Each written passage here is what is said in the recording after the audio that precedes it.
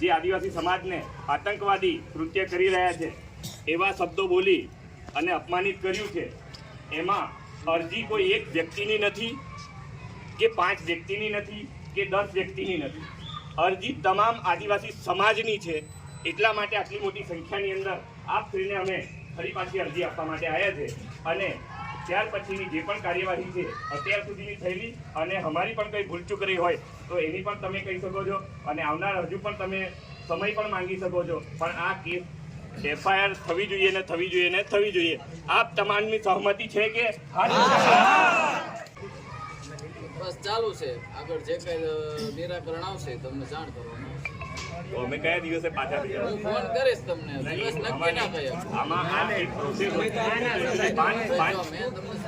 વર્ષ પહેલા જજમેન્ટ આવ્યું તે વખતે અહીંયા ડીવાયએસપી સાહેબ સંપૂર્ણ જાણતા હોવાથી એમને કીધું જ છે સ્પષ્ટ કે 6 દિવસની અંદર ફરી પાછું તમને જવાબ મળશે, પણ તો છતાંય ક્યાંક વ્યવસ્થા અને વહીવટીની અંદર ક્યાંક હજુ થોડીક અચૂક રહી હોય અથવા તો અમારી પણ જે પણ આપવાનું હોય એમાં અમે અચૂક રહ્યા હોય તો એના માટે અમે તમને હજુ પણ સમયના ભાગરૂપે તમે ફરી જે તારીખ કહેશો એ તારીખમાં છેલ્લી તારીખ અને ત્યાર પછી સાહેબ જો ન થાય તો અમે ધરણા પર પણ ઉતરવા માટે તૈયાર છે, કારણ કે કાયદાનું પાલન કરવું અને કાયદાનું પાલન કરાવવું, સુરક્ષા કરવી, આદિવાસી સમાજ ખાસ કરીને ભારતનો મૂળ માલિક કહી શકાય એવો આદિવાસી એના પર આતંકવાદી જેવો શબ્દ બોલાયો હોય તો આ જે બોલનાર વ્યક્તિએ રાષ્ટ્રદ્રોહ કર્યો છે એવું પણ અમે સ્પષ્ટપણે માની શકીએ છીએ। સાચી વાત કે ખોટી વાત? સાચી વાત। એની કાર્યવાહી થાય એના માટે અમને ફરી પાછા તમને અરજ કરી 10 દિવસ પછી આવો, 10 દિવસ કીધા એટલે તારીખ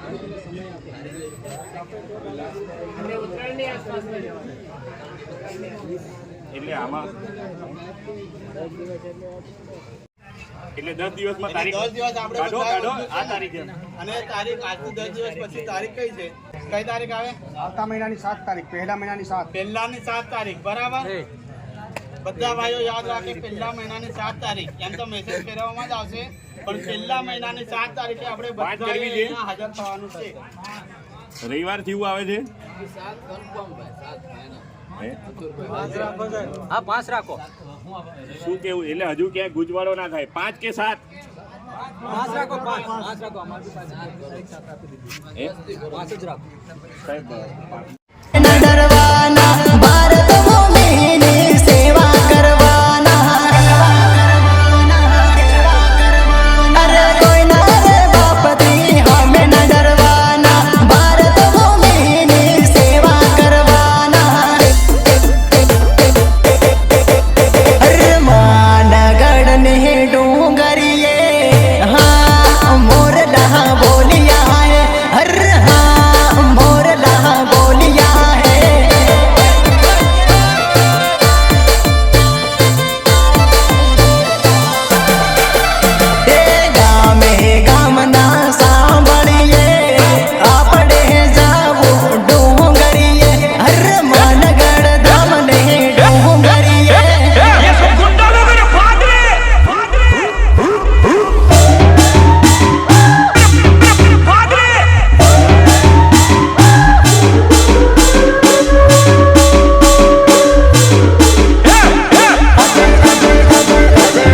આપણે ઘર્ષણમાં પડવું પડે એટલે હજુ પણ આપણે આજે જે શુક્રવારનો વાયદો કર્યો હતો એ પ્રમાણે પોલીસ પ્રશાસને 100% એવું કામ કર્યું નહીં હોય એ બી તમને કહું, બરાબર છે?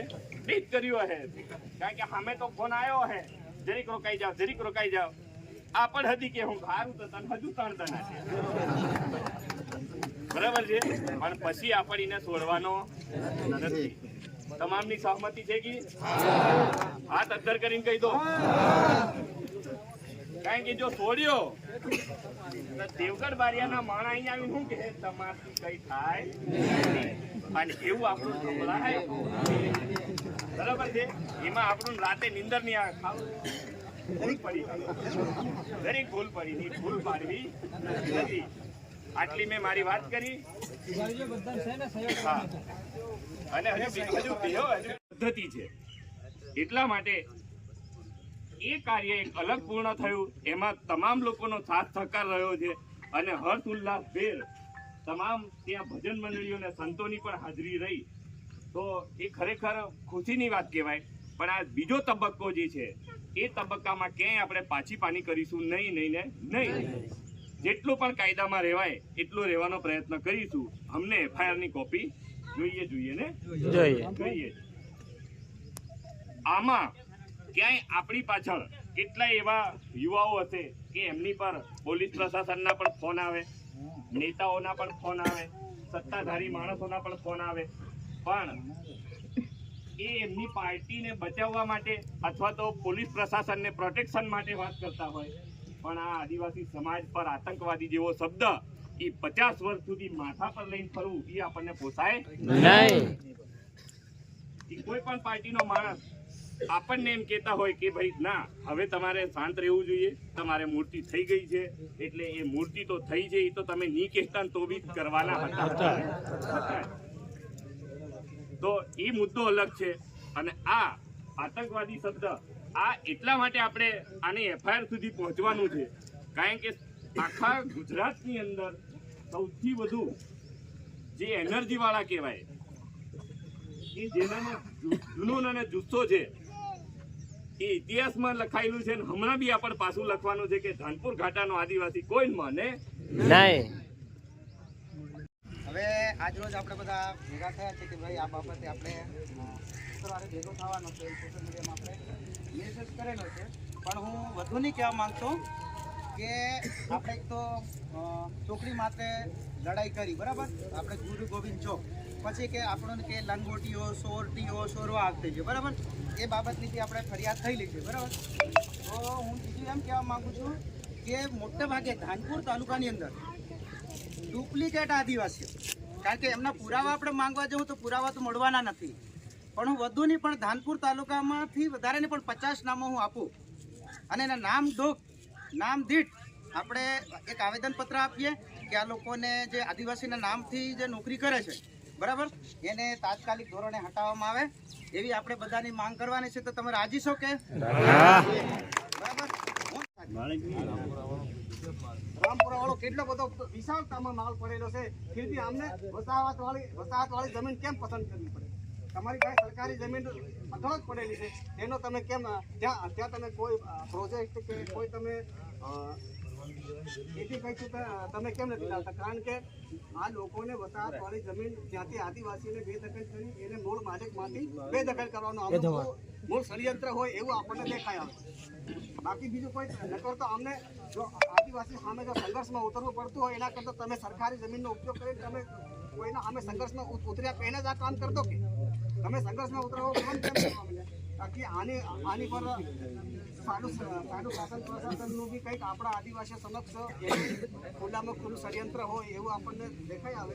અત્યારે ત્યાંનો 4 ગામડાનો આદિવાસી એ અત્યારે આપણે સોશિયલ મીડિયાના માધ્યમથી દેખાય છે. કોઈ કહે કે મારે તો મરવા સિવાય કોઈ રસ્તો જ નથી, મારું તો અહીંયા એક કુકડું બાંધે એટલી બી જગ્યા હવે મારી પાસે વધતી નથી. કારણ કે જે ચાલો ધાનપુરના ગામની અંદર જો કોઈ બી પ્રોજેક્ટ આવતો હોય, ધાનપુરનો સમગ્ર આદિવાસી સમાજ ઉઠતો હોય અને એની ઈચ્છા મુજબની એને ક્યાં આજુબાજુમાં બીજે ક્યાં એને ફાળવણી જમીન સમાજને એકદમ ઉશ્કેરાઈ જાય એવું કાર્ય આપી નથી કરતા. કારણ કે આદિવાસી સમાજ જ્યારે એકત્ર થાય છે ત્યારે કોઈનું કંઈ ગાંઠતો નથી, જેથી આયા સ્ટેપ બાય સ્ટેપ લાવે પ્રોજેક્ટ.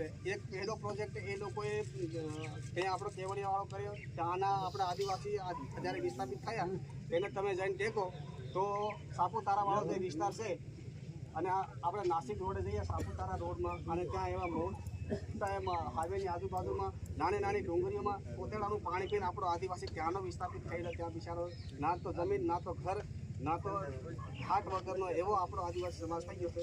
હવે એ પ્રોજેક્ટ પતી ગયો, હવે ધીરે ધીરે હવે આમની પાસે કાયદાકીય બાબતે પંચાયત પ્રમુખશ્રીના શ્રી અભિદાદા મોહનિયાના ઘરે આપણે સમગ્ર આદિવાસી સમાજ તથા ચૂંટાયેલ પ્રતિનિધિ બધાને અહીંયા ભેગા થઈ આપણે સંકલન મિટિંગ કરી હતી કે ભાઈ આ બાબતે હવે આપણે કયો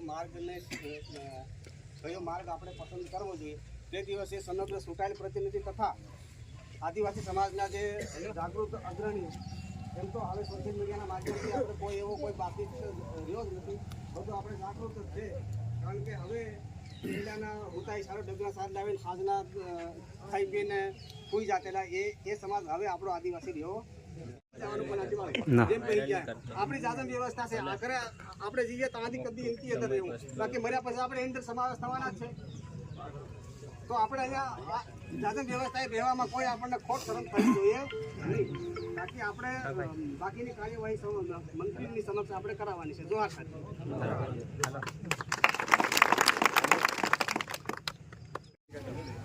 ઘણી નડરી અમને શર્માલ અમને ઘણી નડરી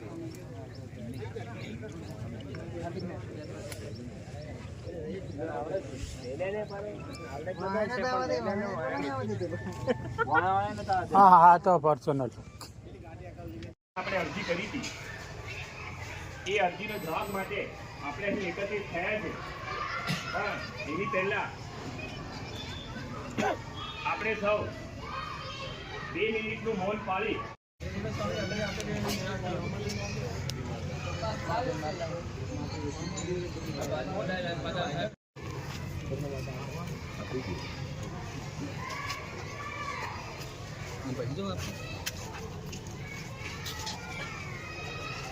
તમામને જોહાર.